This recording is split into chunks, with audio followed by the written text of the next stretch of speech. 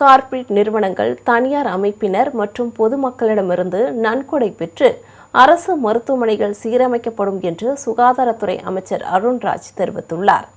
சென்னை தண்டியார்பேட்டை புறநகர் அரசு மருத்துவமனையில் டயாலிசிஸ் சேவையை தொடங்கி வைத்த அவர் பின்னர் செய்தியாளர்களை சந்தித்தார்.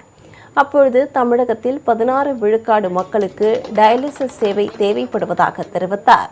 விரைவில் புதியதாக அரசு சார்பில் ஹெல்த் ஃபவுண்டேஷன் தொடங்கப்பட உள்ளதாகவும் கூறினார்.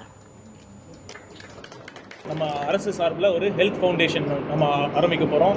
அதன் மூலமாக ப்ரைவேட் செக்டர்ஸ், நிறைய கார்ப்பரேட்ஸ் இல்லை மக்கள், பொதுமக்களும் அதன் ஃபவுண்டேஷனில் டொனேட் பண்ணால் நம்ம எந்தெந்த மருத்துவமனை, அரசு மருத்துவமனையில் நிறைய தேவைகள் இருக்குது. டயாலிசிஸ் மட்டும் இல்லை, நிறைய சிகிச்சை, லேட்டஸ்ட் எக்யூப்மெண்ட்ஸ், நிறைய இன்ஃப்ராஸ்ட்ரக்சர் ரிக்குயர்மெண்ட்ஸ் நிறையா இருக்குது. அந்த ஒரு ஹெல்த் ஃபவுண்டேஷன் விரைவில் ஆரம்பிக்கப்பட்டு அதன் மூலமாக கார்ப்பரேட் டொனேஷன்ஸ் இவங்க மூலமாக இன்னும் நம்ம அரசு மருத்துவ சேவையை இன்னும் மேம்படுத்தணும்.